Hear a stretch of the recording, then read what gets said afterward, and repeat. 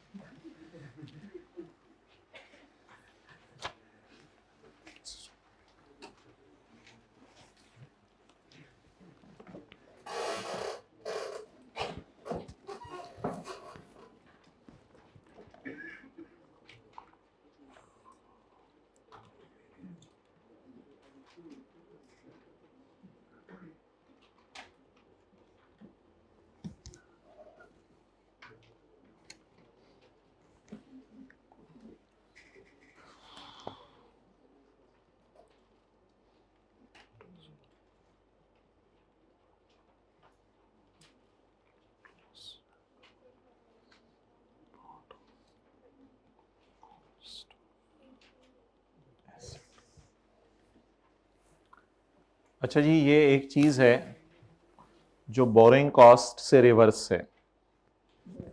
आपने एसेट खरीदा IAS 21 की रोशनी में, यानी बाहर के मुल्क से खरीदा।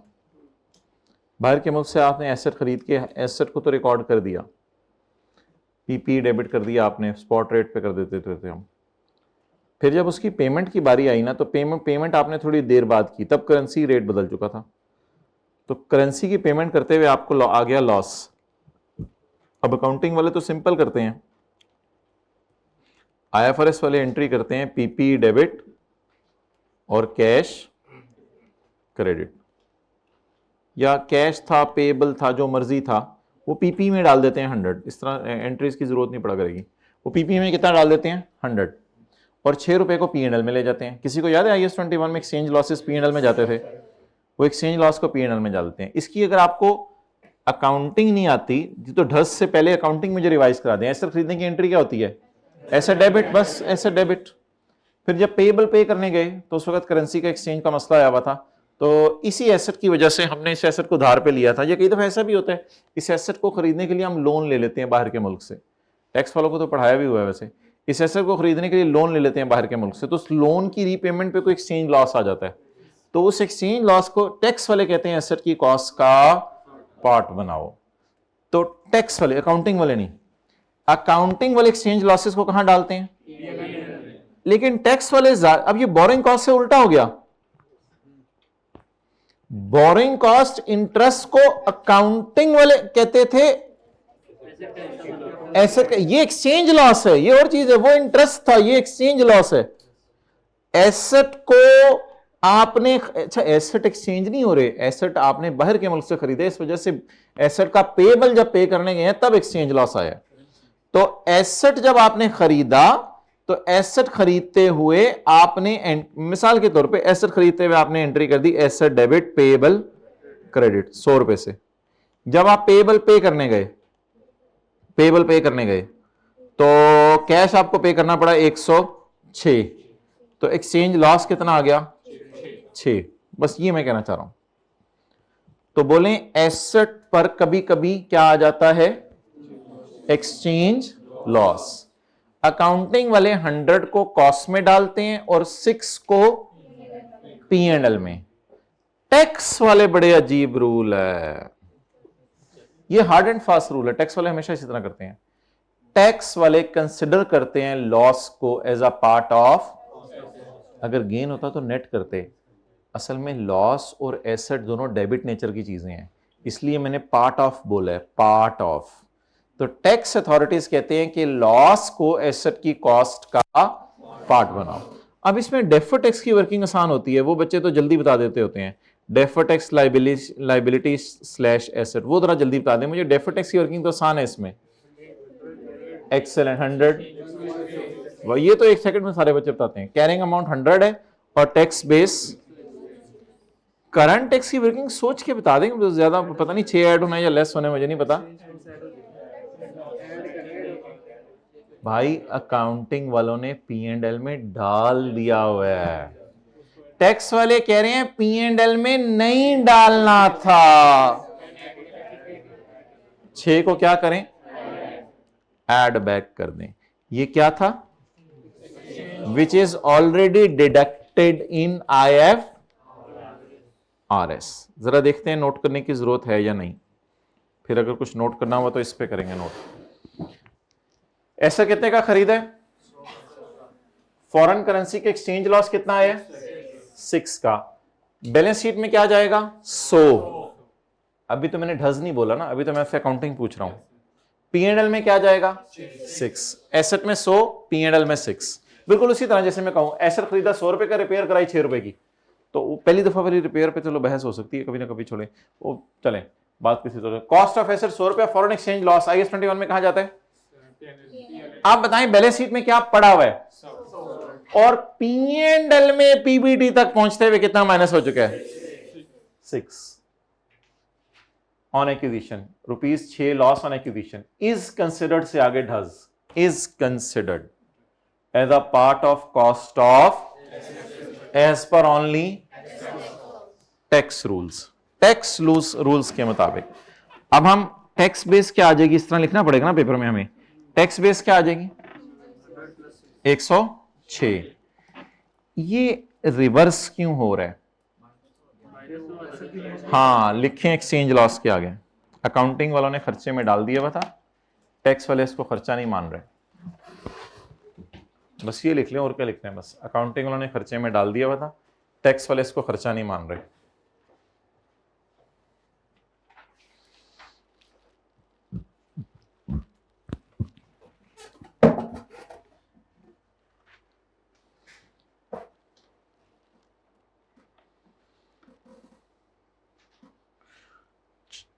चलिए जी भाई, टैक्स वाले तो इसको खर्चा नहीं मान रहे, तो फिर रिकॉन्सिलेशन में जाएगा।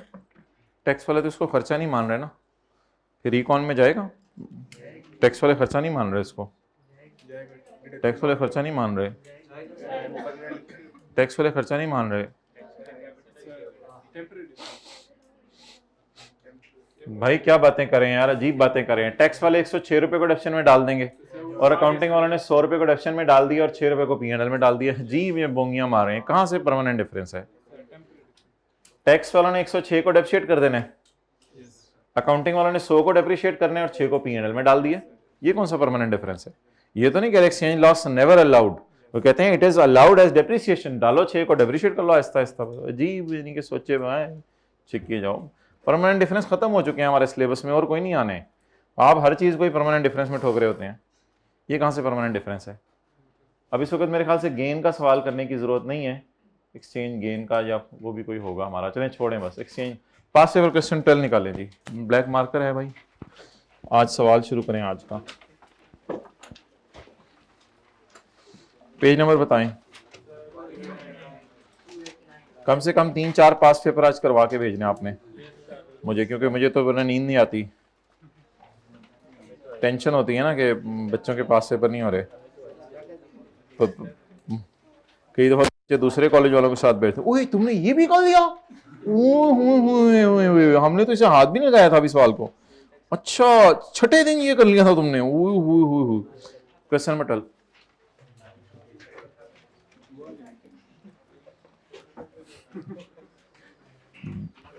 Dua Limited is in the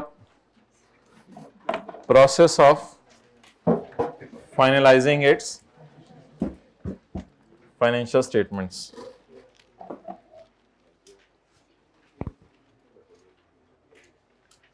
For the year ended 31 December 2019. The following information have been gathered for preparing the disclosure relating to taxation. बहुत से नाम है जो रखने नहीं होते, लोग रख लेते हैं। इससे कभी क्लास में मैंने इसलिए नहीं छेड़ा मसला कि वो जब लिस्ट मंगवाए तो क्लास में भी 7, 8, 10 नाम ऐसे होते हैं, वो फिर नहीं लिए नहीं जा सकते ना, बड़ा मसला पड़ जाएगा। तो इस तरह के बहुत बड़े इतने खूबसूरत नाम है, आप सोच नहीं सकते, लेकिन वो उलमा मना फरमाते हैं ये नाम नहीं रखना। अभी मैं एक मिसाल भी नहीं दे सकता कि कोई ना कोई इस नाम का बैठा होता है। नहीं, बहुत ये रिस्की मामला है, इस पे नहीं बात कर सकते हम। अकाउंटिंग, अब अपने अपने नाम की खुद तहकीक करें। Accounting loss before tax for the year amounted to 140 million. Accounting वाला का लॉस 140 मिलियन है। वो अपना नाम गूगल पे डाल रहे हो, गूगल से नहीं पूछना भाई, इधर आ, गूगल बेचारे नहीं क्या बताना है, अपना नहीं पता। Working one, loss before tax is 140।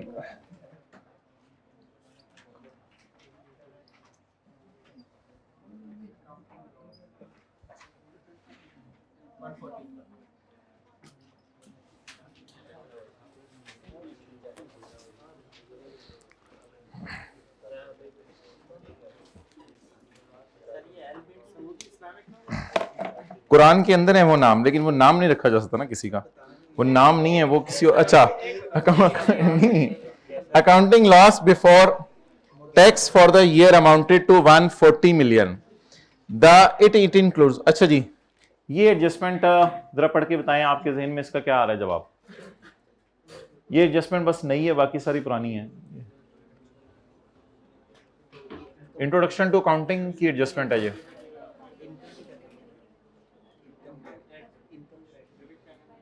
Ji, current tax में क्या करें इसका?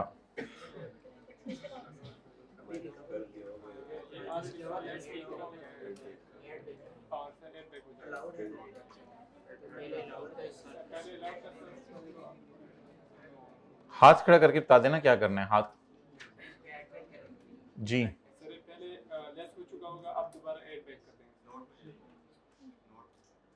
किस नाम से?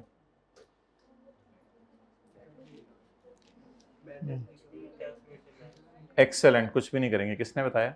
Well done. इस एडजस्टमेंट को इग्नोर करेंगे, थोड़ा सा पढ़ते हैं। अच्छा, अकाउंटिंग प्रॉफिट है या लॉस है, इससे कंफ्यूज नहीं होना आप लोगों ने। Amount of 2 million recovered from a customer, ये तो बेड डेट रिकवरी होती है ना। Amount of 2 million recovered from a, it include, इसका मतलब है अदर इनकम में पड़ी हुई है। ये ना कि ये लॉस में नहीं चीजें पड़ी होती है, ये ना कि ये नेगेटिव फिगर थी, पॉजिटिव, अल्लाह का शुक्र है फिगर है, रिकवरीज तो पॉजिटिव होती है ना। तो बता दें ये 2 क्या है? रिकवर्ड फ्रॉम अ कस्टमर जिसका बैड डेट राइट ऑफ हो चुका था, तो ये बैड डेट रिकवरी है। इस 2 का नाम तो पहले रख लेना, क्या है? Bad debt recovery. इसकी एंट्री क्या होती है अकाउंटिंग वाले? Cash debit, bad debt recovery, income credit. हमारे प्रॉफिट्स में ये 2 पड़ा हुआ है, हमारे प्रॉफिट्स में ये 2 पड़ा हुआ है, जो कि 2018 में हमने जो है वो बैड डेट डाला था, लेकिन वो बंदा आ गया। टैक्स वाले कहते हैं कि जो आपके डेटर हैं उनको, रिसीवेबल्स को written off sir allowed as deduction, वो जो प्रोविजन का अकाउंट बनाते थे, कहते हैं प्रोविजन का अकाउंट बना के जो एक्चुअल राइट ऑफ है ना, वो तुम्हें डिडक्शन के तौर पे माइनस करने की। तो अब आगे ये नहीं लिखा हुआ कि टैक्स वाले रिकवरी के बारे में क्या कहते हैं, ये नहीं लिखा हुआ उसने कि टैक्स वाले रिकवरी के बारे में क्या कहते हैं। उसने कुछ और बताया है, उसने कहा कि टैक्स वाले जब बंदा एक्चुअली पैसा लेके भाग जाए तो उसको खर्चे में डालने देते हैं, और वो एक्चुअली पिछले साल पैसा लेके भाग चुका हुआ है, हैड बीन रिटर्न ऑफ इन 2018, वो पिछले साल। तो पिछले साल क्या हुआ होगा? पिछले साल हमारे और टैक्स वालों में कोई इख्तलाफ नहीं आया होगा, क्योंकि पिछले साल वो पैसा लेके भागा था और टैक्स वालों ने भी अलाउ कर दिया था, टैक्स वालों ने भी अलाउ कर दिया था। अब याद रखिएगा, जब वो पैसे लेके आ गया है ना, तो हम डालेंगे, हम तो मजबूरन एंट्री करेंगे कैश डेबिट और बैड डेट रिकवरी इनकम। अब टैक्स वाले आपके चाचे के पुत्र नहीं है कि वो कहें अच्छा वो बैड ही है। टैक्स वाले ऑब्वियसली कहेंगे यार तुम कह रहे थे बैड, वो तो पैसे लेके आ गया, हमने पिछले साल तुम्हारे कहने पे बैड कर दिया था, अब तो वो पैसे लेके आ गया है, जब वो पैसे लेके आ गया तो टैक्स वाले हमें एग्जेम्प्ट कर देंगे इसको, चलो 2 को माइनस कर लो, खैर है। नो, तो इसलिए यही नहीं लिखा हुआ, तो लिखे now in 19 as per tax authorities it is income. ये लिखा नहीं हुआ लेकिन इंप्लाइड है। नाउ नहीं, इट इंक्लूड तो आईएफआरएस वालों की नजर में, इट तो काउंटिंग वालों का प्रॉफिट है, इट इंक्लूड से नहीं पता चला, बात दोबारा पढ़ाऊंगा मैं, लेकिन फिलहाल लिख लें now tax authorities will also consider it as income। किताब पे लिखना है, now tax authorities will also consider it as income।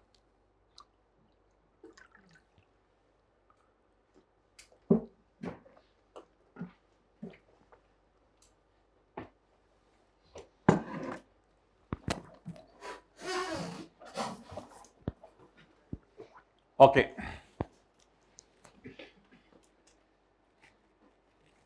आप बता दें, तसल्ली से पढ़े, नई एडजस्टमेंट है ना भाई, उधर लॉस हो या प्रॉफिट हो, रिकवरीज पॉजिटिव साइन के साथ प्रॉफिट्स में पड़ी होती हैं। इट इंक्लूड प्रॉफिट्स में या लॉसेस में, इट इंक्लूड 2 मिलियन, अकाउंटिंग वालों ने प्रॉफिट रिकॉर्ड कर दिया 2 मिलियन फ्रॉम अ कस्टमर जिसका bad debt actually right of हो गया था। पिछले साल अकाउंटिंग वालों ने अंदाजा नहीं लगाया था, वरना टैक्स वाले पिछले साल माइनस ना करने देते। अकाउंटिंग वालों ने एग्जैक्ट पिछले साल इसको क्या क्या कर दिया था, उठा के बैड राइट ऑफ कर दिया था। जब अकाउंटिंग वालों ने राइट ऑफ कर दिया था तो टैक्स वाले तो कहते हैं राइट ऑफ को हम माइनस करने देते हैं, अंदाजा तो था ही नहीं, तो एक्चुअली लेके भाग गया था। तो पिछले साल टैक्स वालों ने भी इसको माइनस करने दिया था, ये इस लाइन से पता चल गया। अब सवाल है कि इस साल टैक्स वाले क्या चाह रहे हैं। तो भाई टैक्स वाले इतने रहम दिल नहीं है कि वो डेटर जो आपके पैसे लेके भाग गया था, पैसे जब लेके भागे तो टैक्स वाले कहें माइनस कर लो डिडक्शन, और जब लेके आए तो टैक्स वाले कहें चलो खैर है आप छोड़ो परे। तो अल्हम्दुलिल्लाह पैसे आए, टैक्स वाले भी इसको इनकम में डालेंगे, इसको इग्नोर करें। अब वैसे ऐसा भी कुछ नहीं है कि जिनको इग्नोर करना है उनके बारे में कुछ ऐसा, बस ठीक है छोड़ें, आगे चलें। ये पढ़ें जी,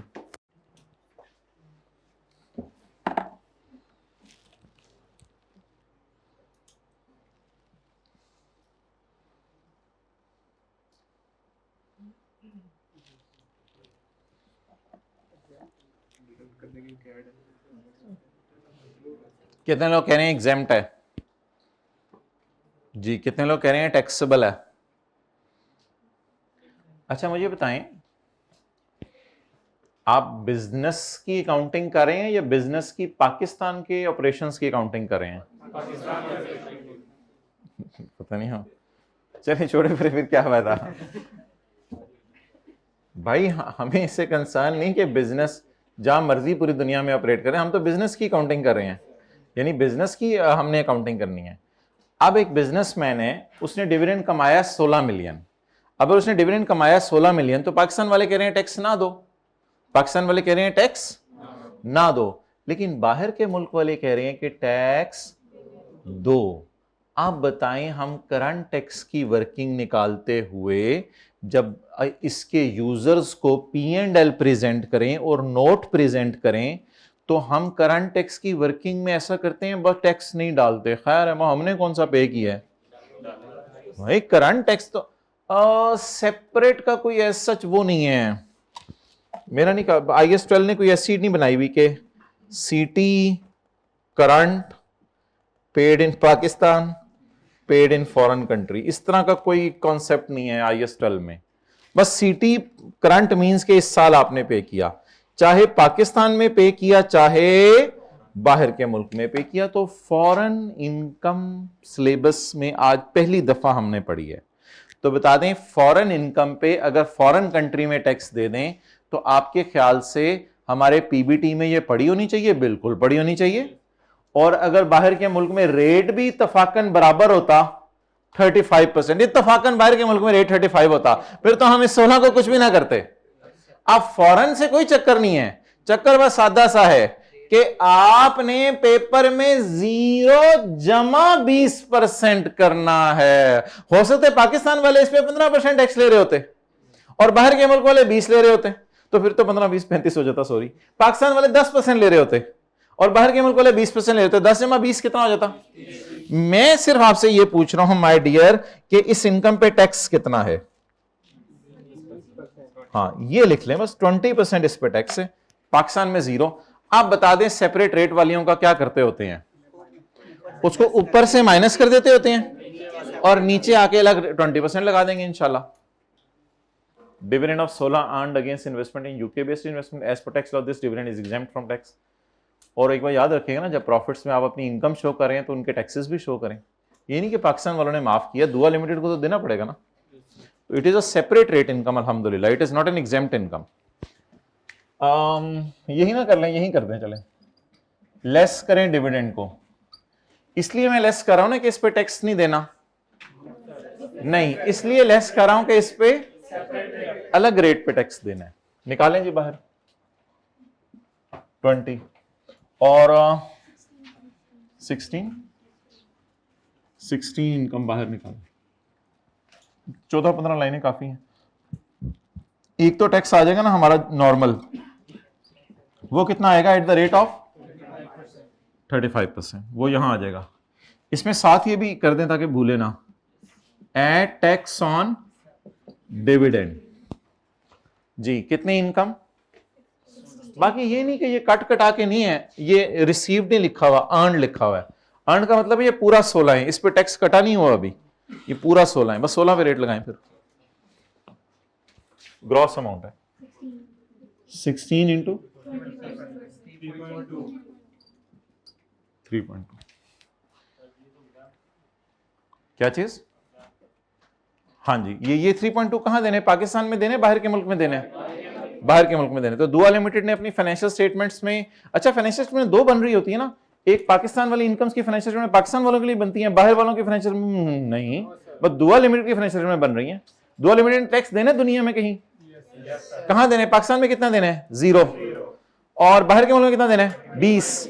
अगर हमने इसको पड़ा रहने दिया इधर तो खतरा खतरा खतरा, अगर पड़ा रहने दिया तो इधर 35% लग जाएगा। हालांकि हम 35 नहीं लगाना चाहते, हम 0 पाकिस्तान में लगाना चाहते हैं और 20 टोटल 20 लगाना चाहते हैं, लगा दें। तो ये वो कॉन्सेप्ट है जिस दिन एक सवाल हमने शुरू में शुरू किया था, इंटरेस्ट इनकम, डिविडेंड इनकम, और ऊपर से लेस करके नीचे लाके रेट लगाया था, ये वो वाला कॉन्सेप्ट था। एग्जाम पाकिस्तान में है या पूरी दुनिया के एतबार से एग्जाम्प्ट है?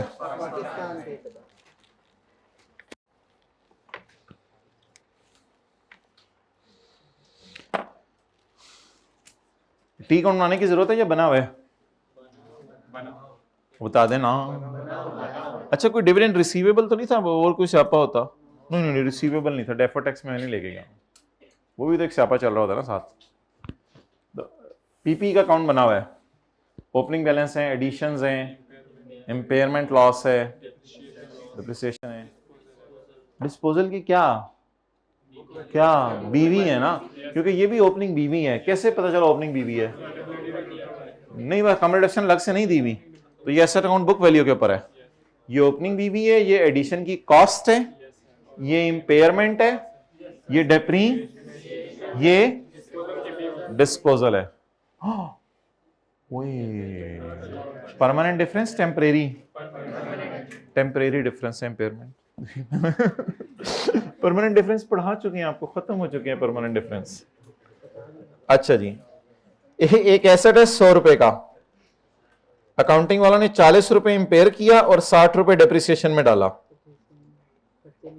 टैक्स वालों ने कहा नहीं यार ये इंपेयरमेंट वगैरह कुछ नहीं होती, बस इसको डेप्रिशिएट ही कर देना।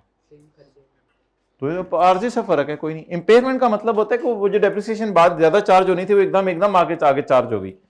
इंपेयरमेंट यही होता ना, चलते चलते कोई कंपेटिटर आ गया, कुछ और आ गया, तो एकदम एसेट की प्राइस आपने कम कर दी। तो प्लीज कुछ नोट करने की जरूरत नहीं, इंपेयरमेंट एक टेम्परेरी डिफरेंस है। लेकिन ठीक है, फिलहाल मेरे ख्याल से ऐसा करें कि दो काम कर लें, अकाउंटिंग वालों के डिफरेंस और इंपेयरमेंट उल्टा के टैक्स वालों के डिफरेंस माइनस कर लें, और कैरिंग अमाउंट उसने तैयार दे दिया हमें, और टैक्स बेस भी उसने दे दिया हमें सब। रशीदा हाथ पकड़ेंगे, उसका हाथ पकड़े साथ वाले का। सर ने तो कहा था एडिशंस बराबर होती हैं, सर ने तो कहा था एडिशन बराबर होती हैं, यानी कि कितने का खरीदा, difference of 20 in additions represent loss on acquisition, exchange loss, which was considered as a part of cost of asset. ये हमने कहां पढ़ा है अभी concept? Question number 23, page number 189। वैसे इन पे मैं रस्ती करा, आप लोग भी चेक कर रहे हैं। ये कॉन्सेप्ट अभी हम पढ़ के आए हैं, क्वेश्चन नंबर 23, पेज 189। सही सही लिखवाया इन्होंने पेज? 213 भाई तू चेक कर कर इन्होंने कर 213। अच्छा,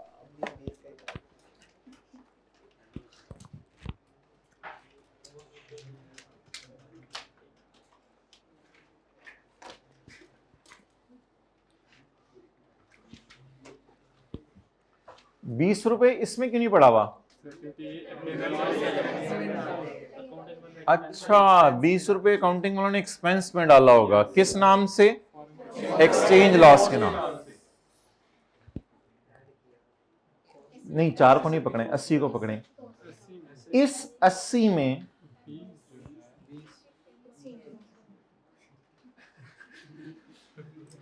इस 80 में 20 पड़ा हुआ है।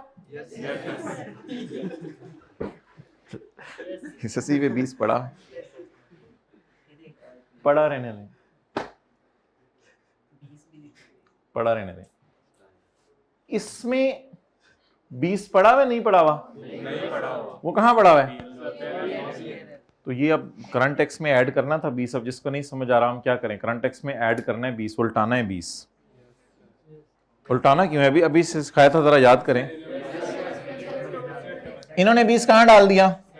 पादो पादो पादो पादो, इत्थे ही पादो। अच्छा, हमने 20 को यहां नहीं डाला, हमने कहां डाल दिया? खर्चे में। टैक्स वाले कह रहे नहीं नहीं नहीं, ये खर्चा नहीं है, ये एस छोटा सा लिखे हम यहां पे, छोटा सा। हमने 20 को खर्चे में डाला है, लेकिन टैक्स वाले कहेंगे हम अकाउंटिंग वाले ही हैं, हम के साथ अकाउंटिंग ना लिखा करें बस। हमने 20 को खर्चे में डाला है, लेकिन टैक्स वाले कहेंगे खर्चा नहीं है।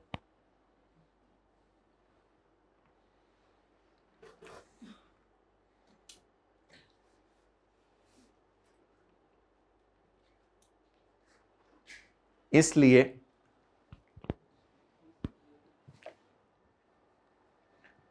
करंट टैक्स में इसको उल्टा दें।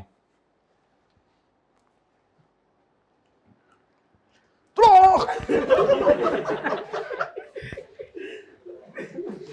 15 मिनट से सोया हुआ है।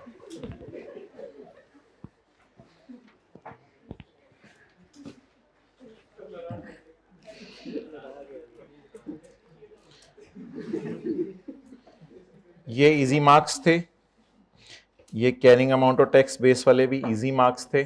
ये करंट टैक्स में 20 भूलने का हाई चांस था। करंट टैक्स में 20 की एडजस्टमेंट भूल सकते थे लोग। इधर पड़ा हुआ है, अब इधर कोई टेंशन नहीं, इसमें 20 पड़ा हुआ है, वो इसमें आ गया हुआ है, ये वही वाला 20 है। चले, जाहिर बात है वो 20 ना होता तो ये 1200 होता।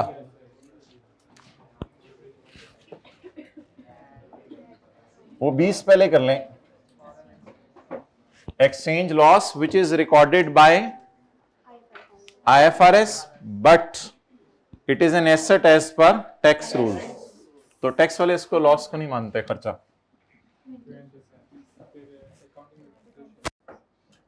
ऐड कर दें अकाउंटिंग वालों के डेप्रिसिएशन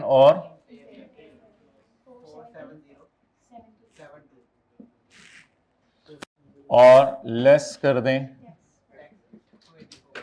टैक्स वालों का डेप्रिसिएशन।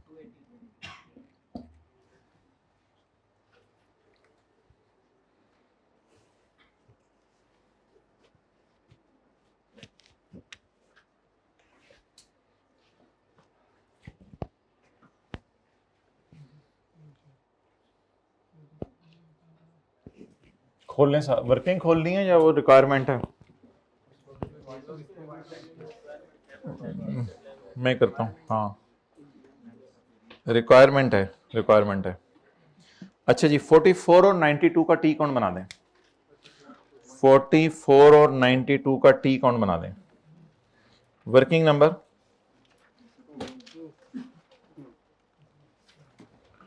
डिस्पोजल अकाउंट आईएफआरएस की नजर में,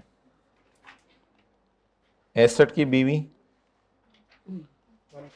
144, टैक्स वालों की बीवी तो श्रिंक हो चुकी है, कितनी रह गई हुई थी मरने से पहले? 92।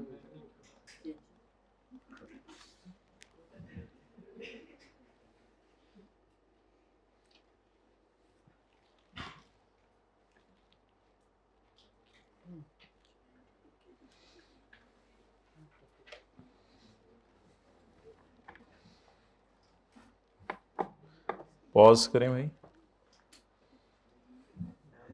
अच्छा जी, आप बोल दें कैरी डाउन आते हैं इस अकाउंट में या गेन लॉस? अच्छा, कैश अब बराबर आप ले सकते हैं, 100 रुपए लेने 100 रुपए लेने, लेकिन बिला वजह मैंने क्या assumptions ना लिया करें। बस समझ लें ये एसेट स्क्रैप हो गया, 144 का नुकसान हो गया। इधर कितने का नुकसान हो गया? 92 का। तो ये भी एडजस्टमेंट मिस होने का हाई चांस था, डिस्पोजल अकाउंट लोग ना बनाते। ज़ाहिर बात है अकाउंटिंग वालों की और टैक्स वालों की बीवीज में अगर डिफरेंस है तो फिर इसका मतलब है इधर भी है जी, अकाउंटिंग वालों का लॉस उल्टा कर टैक्स वालों का लॉस माइनस कर दें।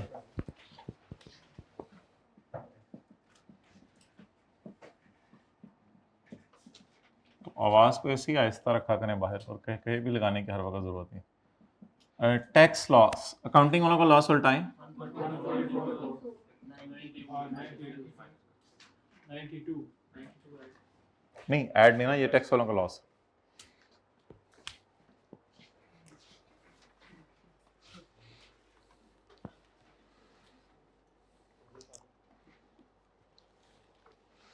Carrying amount, carrying amount 14, tax base. दूसरे सफे पे आ जाए।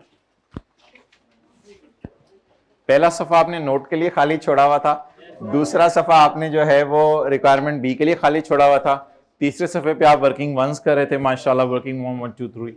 तो अब दूसरे सफे पे आ जाएं, जो सवाल की रिक्वायरमेंट नंबर बी है, defer tax liability slash asset as on.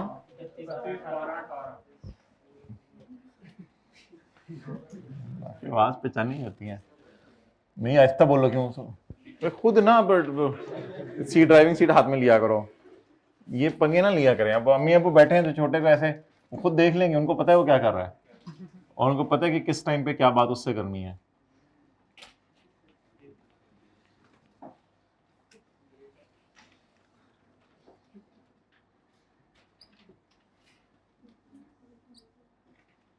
नीचे देखें टैक्स रेट के साथ लिखा हुआ है एक्सेप्ट अदरवाइज, या और कोई रेट रूट दिया हुआ सवाल में?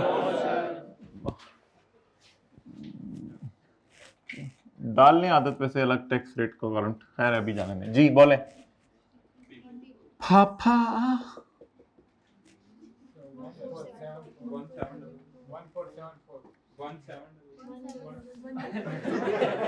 इतनी करीब बड़ी बड़ी करके फिगर पड़ी हुई है।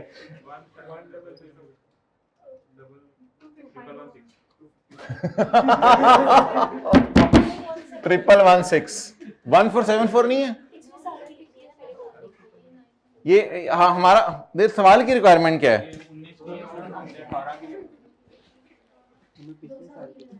अच्छा, सवाल की ही रिक्वायरमेंट 2 सालों की है। ओके ओके ओके ओके, सवाल की ही रिक्वायरमेंट 2 सालों की है और मैं ये हमारा साल समझ रहा था। ठीक है, ओके गुड। चलें जी, कैरिंग अमाउंट ओपनिंग बताएं।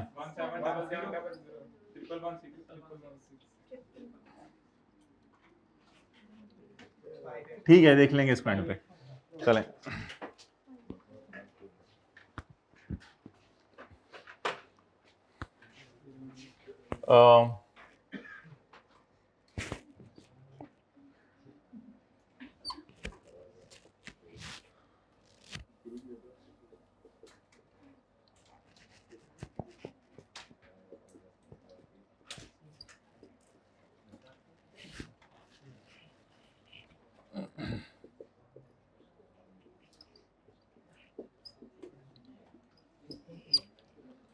जी 14 122 0। ऐसे दोस्त ना बनाया करें जो थोड़ी थोड़ी देर बाद मेरा दिल टूट गया, ये दिल तुझे छोटे छोटे दिलों में दोस्त ना बनाया करें, दिल ना खिलौने हैं, स्ट्रांग दोस्त बनाया करें, स्ट्रांग।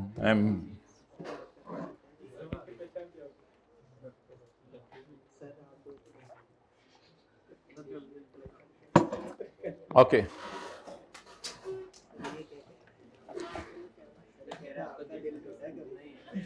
अच्छा, पॉइंट नंबर 3। अच्छा मोहतरम, पॉइंट नंबर 4 और 5 तो आसान सा है, 6 पे इंशाल्लाह हम बात करेंगे। तो 3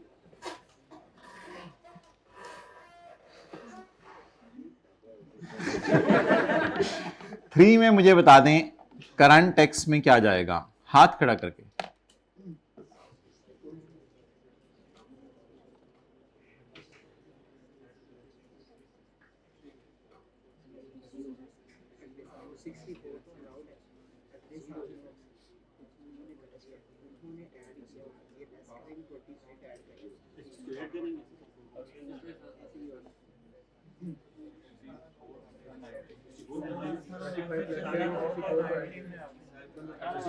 हाँ अच्छा, अजीब बोंगी सी लड़ाई है दोनों की। खर्चा हो रहा है इस साल, टैक्स वाले कह रहे हैं कर लो माइनस, अगले साल आन दो। ओ भाई हो गया इस साल, और कर लेना अगले साल माइनस कर लेना। और अजीब सी लड़ाई है, यानी खर्चा है, कह रहे हैं जरा ना कर लिए, हमने कहा हाँ कर ले, कहते हैं जरा अगले साल माइनस कर। तो हमने कहा जो इस साल माइनस किया, कहता नहीं नहीं हाँ नहीं अगले साल माइनस कर लेना। बोंगी लड़ाई, ये पहली दफा लड़ाई आई। As per tax loss research minus करो अगले साल कर लेना। हमने कहा भाई कर दी है रिसर्च, आपको पता है रिसर्च पीएनएल में जाती है, अकाउंटिंग वालों की नजर में रिसर्च पीएनएल में जाती है। टैक्स वाले कहते हैं अगले साल माइनस कर लेना।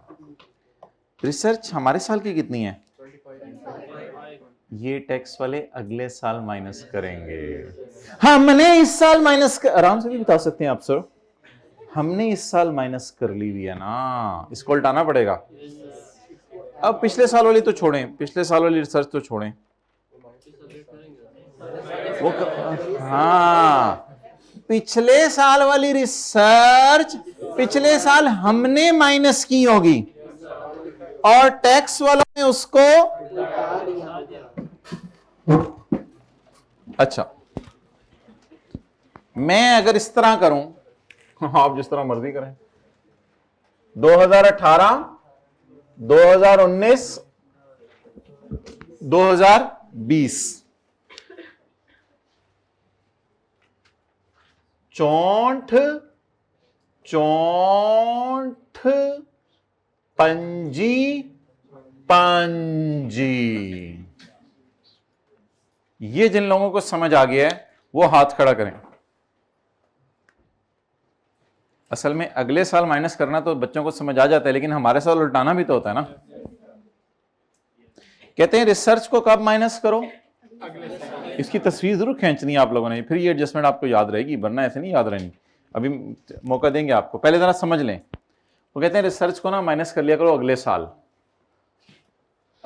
ये किस साल की रिसर्च है, हमारे साल की। किस साल की, ये हमारे साल की रिसर्च है। टैक्स वाले कह रहे हैं इसको अगले साल माइनस कर लेना। तो फिलहाल तो हम तो फिर रिसर्च एक्सपेंस डेबिट करके क्या, ये ना 2019 में साइंसदानों को तनख्वाह दी है जो वो लैब में रिसर्च कर रहे हैं उसकी, तो साइंसदानों को हमने तनख्वाह दे दी है 25 मिलियन, इस साल खर्चे में डाल दी होगी, हमने इस साल खर्चे में डाल दी। टैक्स वाले करें अगले साल माइनस कर लेना, तो हमने इस साल माइनस कर लिया। उन्होंने कहा नेवर, नॉट अलाउड, उठाओ उल्टाओ, लेकिन ये परमानेंट डिफरेंस नहीं है, अगले साल माइनस हो जाएगा। एक ये हो गया। अच्छा ब्रैकेट में उसने एक बड़ी मजे की चीज, उसने कहा पिछले साल रिसर्च हुई थी 64, लेकिन रूल तो वही है ऊपर वाला जो फुल स्टॉप से पहले पढ़ लिया। ये जो 64 की रिसर्च है, ये 64 की रिसर्च पिछले साल हुई थी, तो पिछले साल भी टैक्स वालों ने कहा होगा कि अगले साल माइनस कर लेना, तो इसको माइनस तो अगले साल करेंगे, यानी 19 में हमारे साल में, लेकिन उल्टाया कब होगा, पिछले साल। अब रजिस्टर पे जगह तो नोट कर लें, फिर तो बहुत ही अच्छा है, वरना तस्वीर खींच लें छोटी सी करके अगर जगह बनाना चाहें।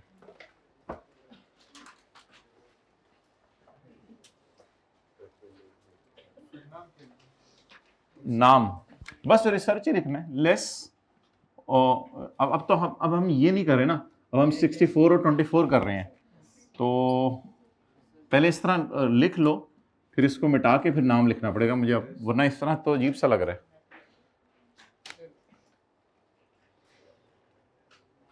अब अगर नाम लिखना है तो फिर तो इसको रहने देना, फिर तो इस तरह अब नाम लिखें इसका रिसर्च, नहीं ये प्रायर ईयर बस नहीं है, वो तो टैक्स रूल्स में है। रिसर्च ऑफ 18, अल्हम्दुलिल्लाह अलाउड इन 19, और ऐड कर दें research of 19 to be allowed in 20, ये नाम लिख दें। 18 की रिसर्च माइनस कर लें, 19 की रिसर्च उल्टा दें, अगले साल माइनस कर लीजिएगा।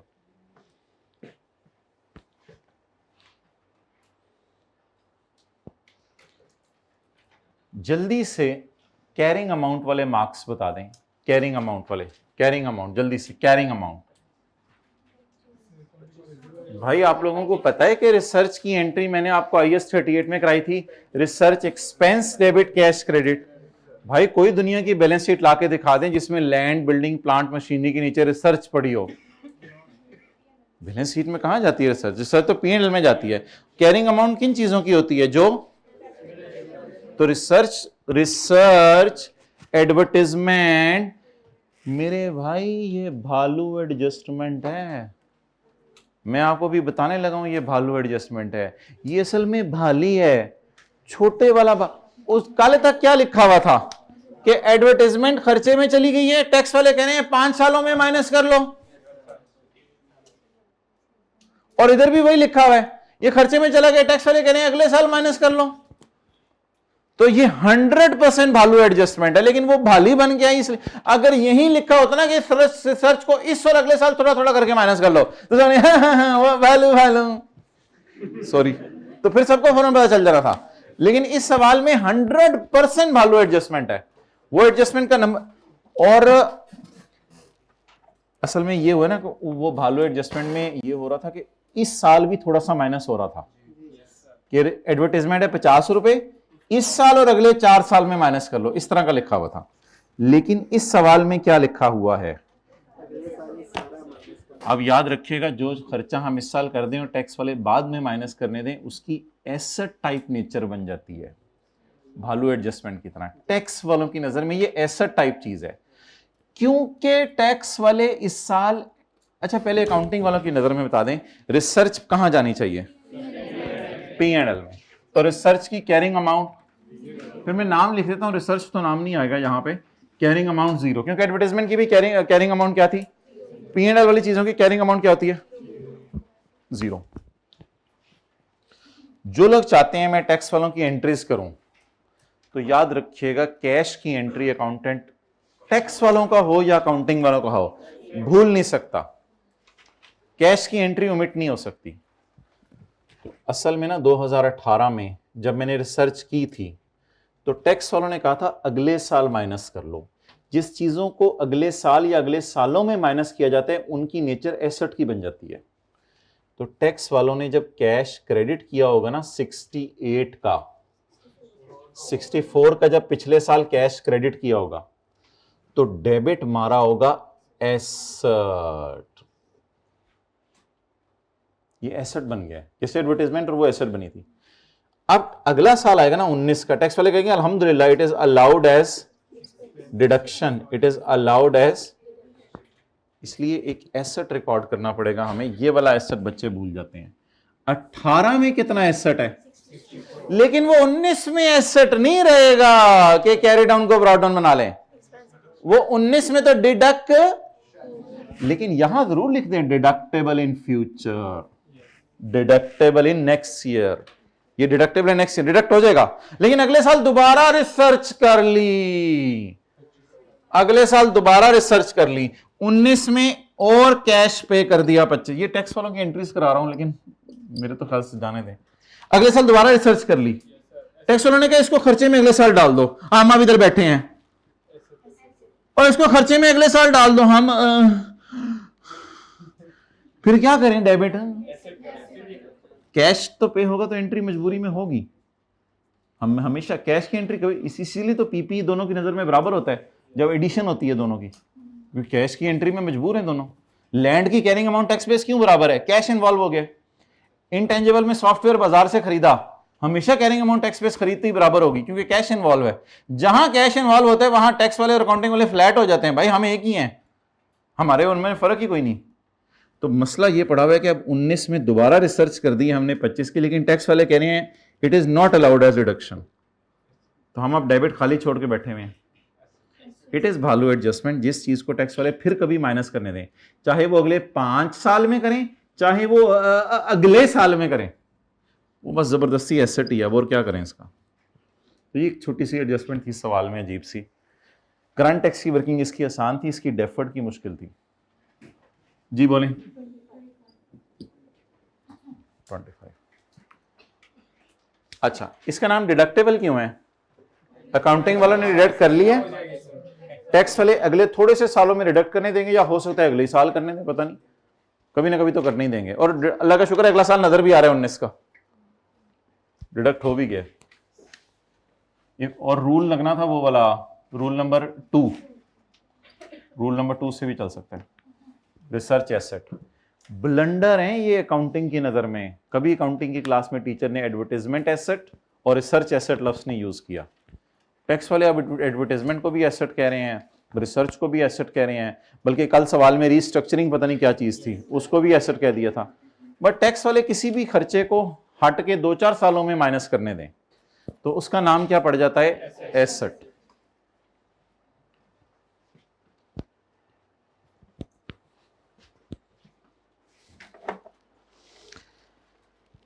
वैसे ना ये टैक्स वाले बड़ी गलत बात करते हैं, जिन्होंने टैक्स पढ़ा हुआ है उनको पता भी है कि टैक्स वाले अगर किसी खर्चे को ना ज़्यादा अरसे में माइनस करने दें तो उसका नाम जो है ना वो एसेट पड़ जाता है। ये टैक्स की क्लास में बड़ा वाज़े तौर पे पढ़ाया था, लेकिन टैक्स की क्लास में ना इसकी असल में प्रैक्टिस नहीं होती, जिसकी वजह से ये चीज़ अकाउंटिंग में जब आती है ना तो फिर तो बिल्कुल ही याद नहीं आती कि टैक्स वाले किसी भी चीज़ को ज़बरदस्ती एसेट करार दे लेते हैं। जिन्होंने हमारे से पढ़ा था उनको याद होगा कि हमने इनटेंजिबल्स की डेफिनेशन में एक लाइन डाल दी थी, बड़ी अजीब सी लाइन, ऐसे बोंगी सी लाइन, लोग अकाउंटेंट्स हंसते हैं इस बात पे।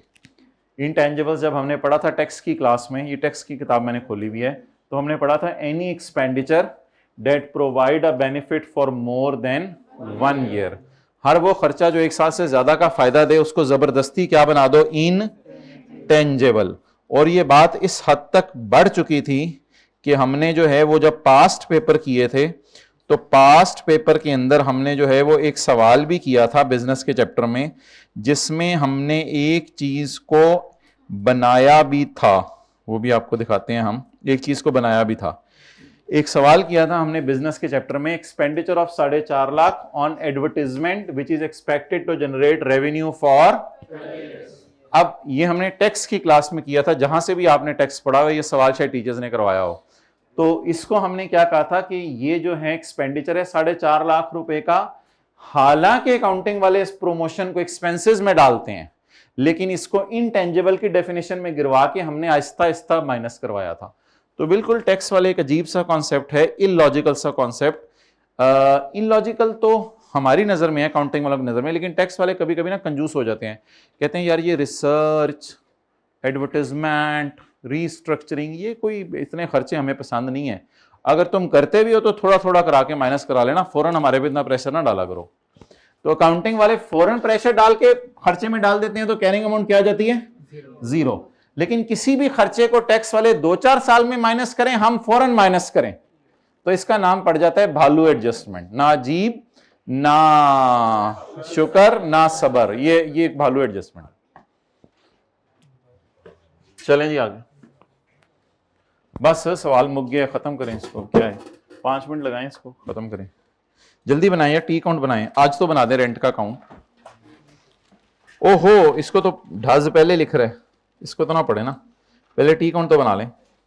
वर्किंग नंबर, और याद कराया करें भाई ये चीजें, मंडे को याद कराइएगा, ये तीनों वैल्यू एडजस्टमेंट से एक दफा पढ़ेंगे दोबारा, ये याद करवा दिया करें। रेंट प्रीपेड, अच्छा, अकाउंट ना 2 सालों का खोल लें क्योंकि डेफर्ड टैक्स की वर्किंग 2 सालों की है। अगर करंट टैक्स की वर्किंग 1 साल की है, डेफर्ड की 2 सालों की है, इसलिए अकाउंट 2 सालों का खोल लें। 2 सालों का खोलने का फायदा क्या होगा? करंट टैक्स की वर्किंग में तो कुछ जाना नहीं। अगर 19 का ही खाली खोल लें तो ब्रॉड डाउन तो वहां से भी मिल जाएगा। 19 का ही खोल लेते हैं। मैं सोचे ना आप जरा, अगर 19 का खोल लेंगे तो ब्रॉड डाउन यहां से मिल जाएगा, तो फिर ठीक है, रहने दें 2 सालों का। 1 साल का काफी है। सिर्फ रेंट एक्सपेंस का अकाउंट खोलें। किस साल का? 2019 का। कैरी डाउन बता दें। 6 ई। आज टैक्सी क्लास में भी हमने ये इंट्रोड्यूस कराया, उनको समझ नहीं आ रहा था। हमने उनसे कहा इंटरनेशनल लैंग्वेज बोल रहे हैं। ओपनिंग,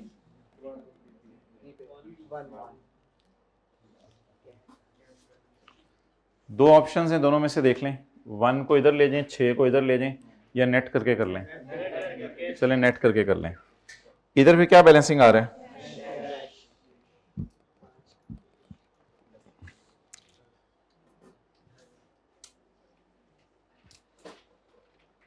चलें जी,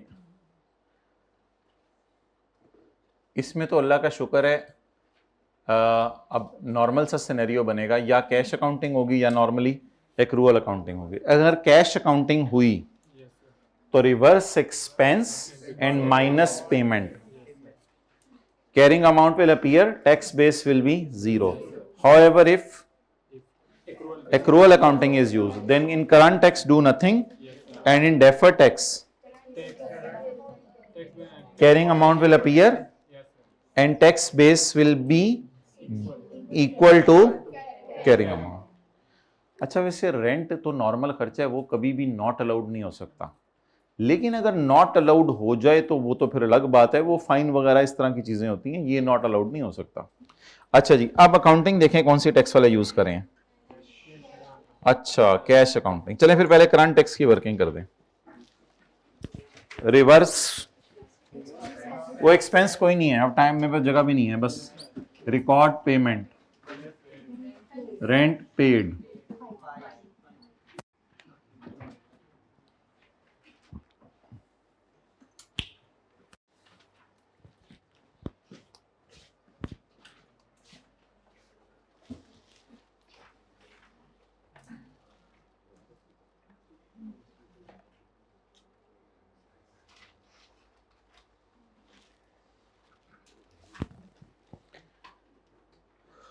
कैरिंग अमाउंट बता दें, ओपनिंग और tax base 0, closing carrying amount 6,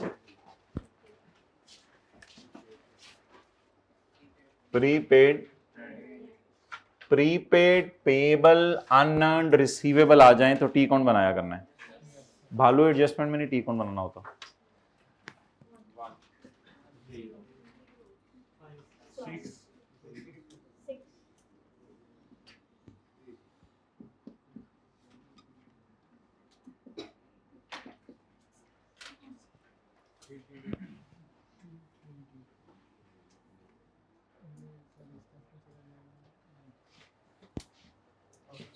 चलें जी आगे।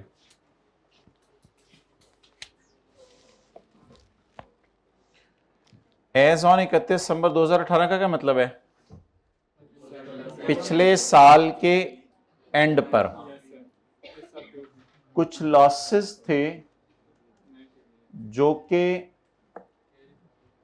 माइनस नहीं हो सकते, अब उनको कैरी फॉरवर्ड करना पड़ा था। पिछले साल के एंड पे उनको कैरी फॉरवर्ड करना पड़ता था, यानी पिछले साल के एंड पे वो थे ना, और अल्लाह का शुक्र है फ्यूचर में प्रॉफिट्स आ जाएंगे, इनको माइनस कर लेंगे। ये आगे लाइन इसने डाल दी आज, तो ठीक है, अगले सालों में प्रॉफिट्स आ जाएंगे, इसको माइनस कर लेंगे। लेकिन पिछले साल के एंड पे थे कितने?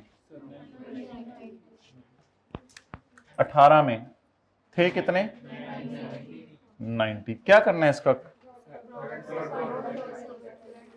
नहीं, पहले सबक तो करें ना, पहले 18 का साल तो बंद कर देना, पहले 18 का साल तो खत्म करें ना।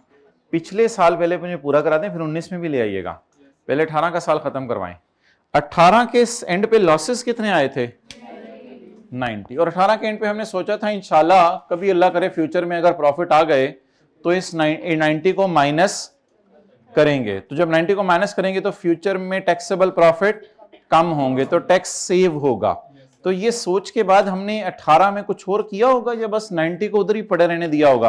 18 मैं कह रहा हूं पहले मुझे 18 क्लोज कराएं हर एतबार से, फिर 19 की तरफ ले जाते हैं इसको। मुझे पता है 19 में आप क्या कराना चाह रहे हैं, लेकिन मुझे कुछ 18 में करवा के दें इसका, फिर मेरा गुजारा चलेगा।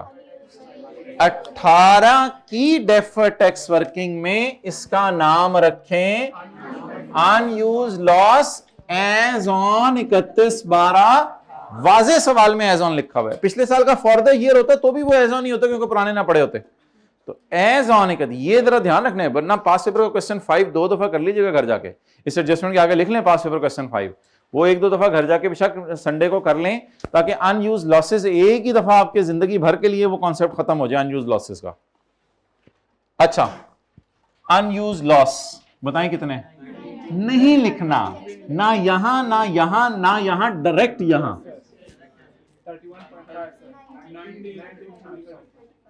90 इंटू 31.5।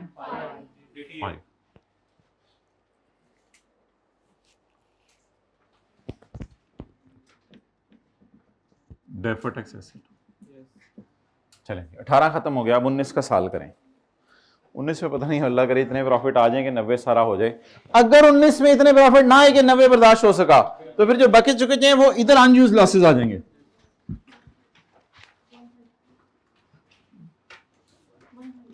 ओह 130, तो मुझे हैं फिर तो।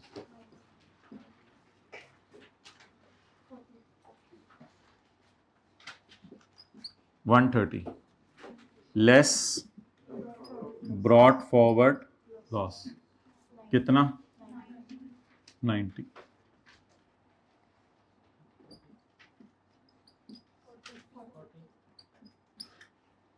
$40 पे लगाएं 35%। 3.2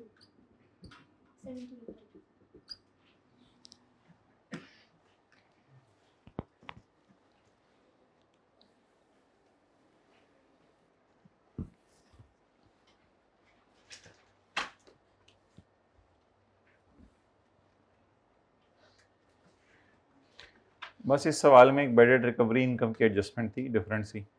बाकी तो अच्छा जी, क्या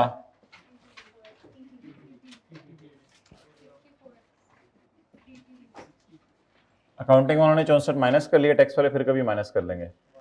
ये जो प्रीपेड और अनअर्न्ड है इसमें जरा सोचना पड़ता है, ये जरा है, कल अनअर्न्ड का सोचना पड़ा था, आज प्रीपेड का सोचना पड़ेगा। प्रीपेड कोई सोच के बताए, प्रीपेड का क्या किस तरह लॉजिक थी?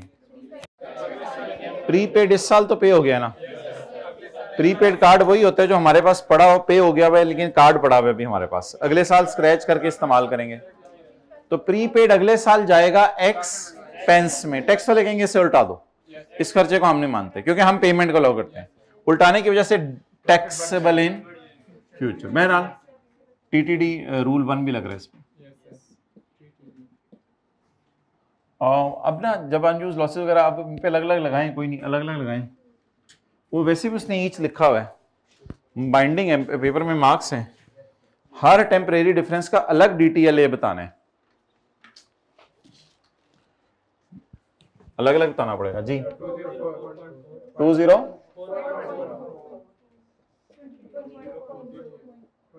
पॉइंट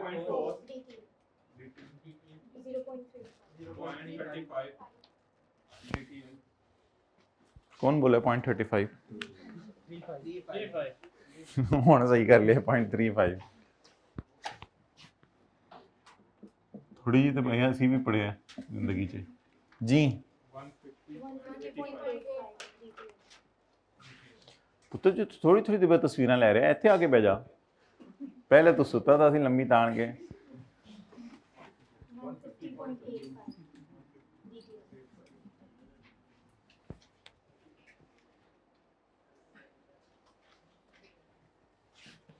अच्छा, आप ये डिफरेंस और टैक्स टूक्स लगाने के लिए बंदा ले जाइएगा। चलें फिलहाल मैं हूं टाटा घर में बोला करें हाँ जी हाँ जी।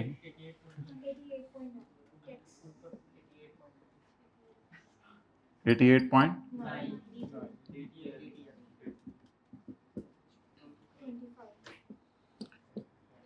25 डाटाडा टाटाडा डीटीडी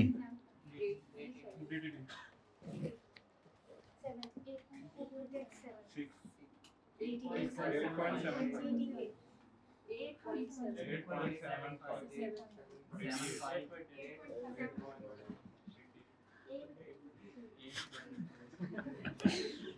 अच्छा जी 6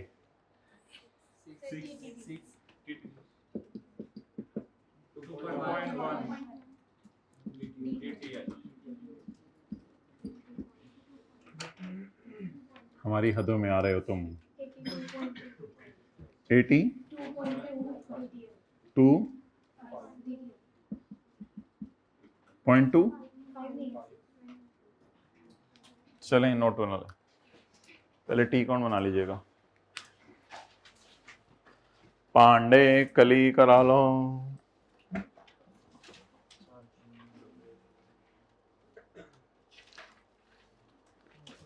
ये जो भी रिजल्ट आया किताबें देख के मरुंडे खा लिए हैं संभाल R1 की संभाल के रख लें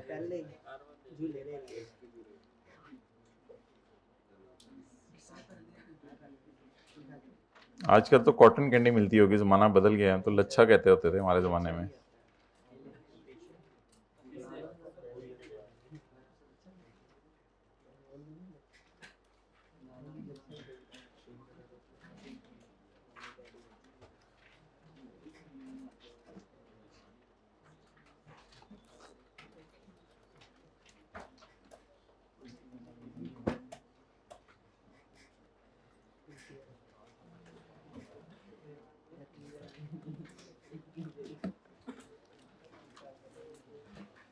चले भाई टी काउंट बनाएं ये टी काउंट बना के 10 बंदों को फॉरवर्ड करें अगर शाम तक आपने ना किया तो फिर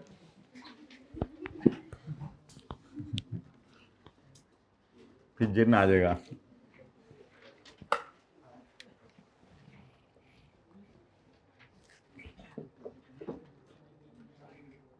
यह काम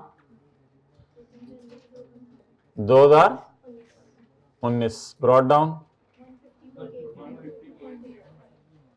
150 पॉइंट कैरी डाउन खुशियां ही खुशियां जिंदगी में माशाल्लाह लवेल्टियां खत्म हो रही 68.65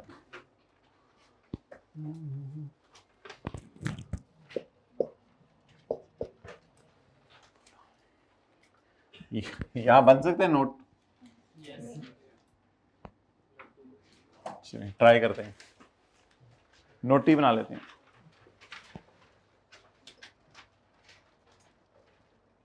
जी सीटी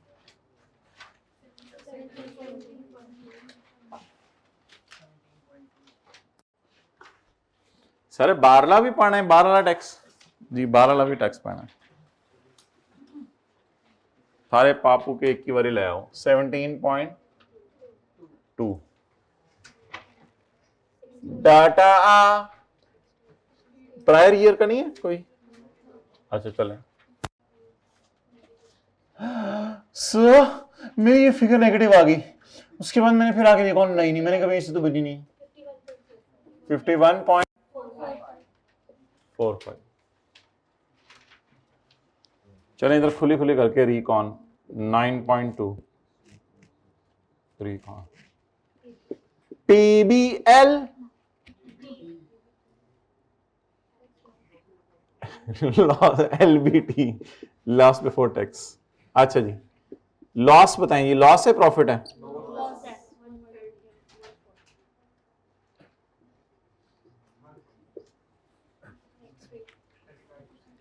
टैक्स रेट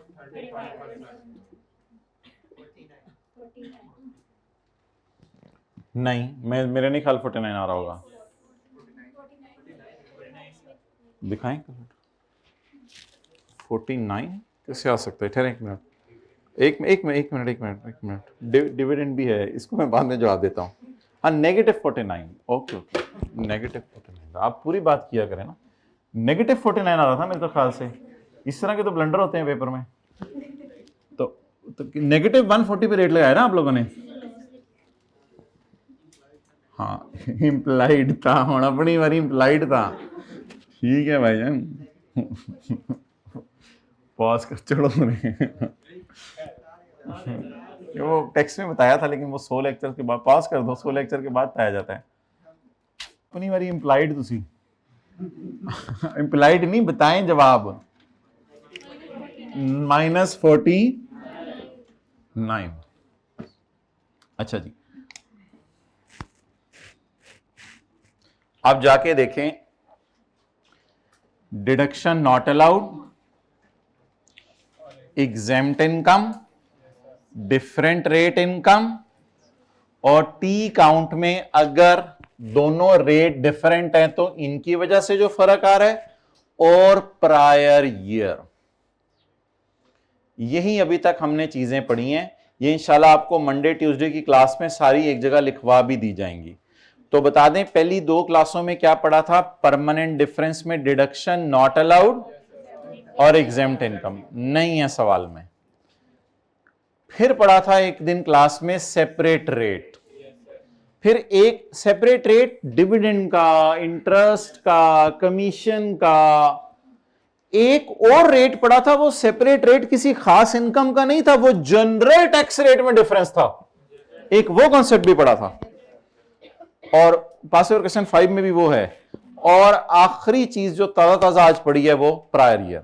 अब इन सब में से सिर्फ एक एडजस्टमेंट है हमारे सवाल में, वो रेट वाली है। डिविडेंड पे कितना लगाना है? 20। कितना लगा दिया?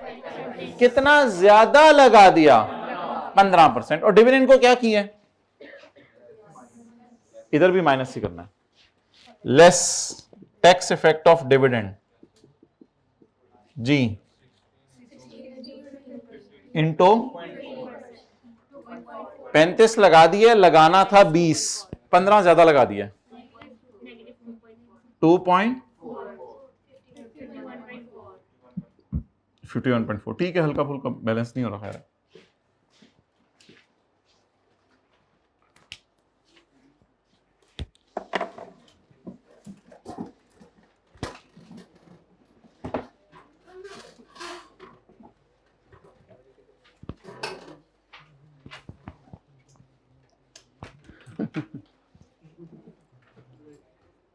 हाइब्रिड वालो ਤੁਹਾਨੂੰ ਅੱਲਾ ਪੁੱਛੇ कितने जा रहे सानू छड़ के। अच्छा ये थोड़ा सा कर लिया करें नमाज से पहले भी, क्योंकि 2 घंटे तो हमें चाहिए होते हैं। साल से ये पार्ट भी 2 घंटे का हो रहा है, तो अभी नमाज के बाद 2 घंटे कर लें या अभी थोड़ा सा शुरू कर लें? नमाज के बाद सही रहता है, नमाज के बाद। चलें ठीक है, 145 पे आ जाए इंशाल्लाह। 3:30 तक कोशिश करेंगे कि हम फारिग करने की तैयारी शुरू कर लें।